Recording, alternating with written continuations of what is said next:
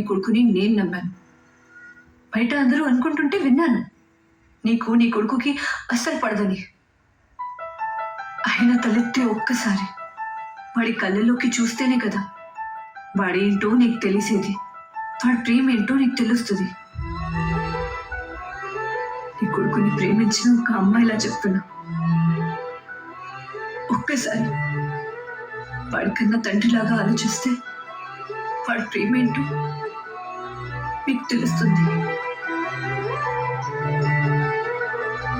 ఏంటమ్మా అందరూ పాస్ అవుతారా? నేను ఫెయిల్ అయితే ఆయన పాస్ అయినాడంట.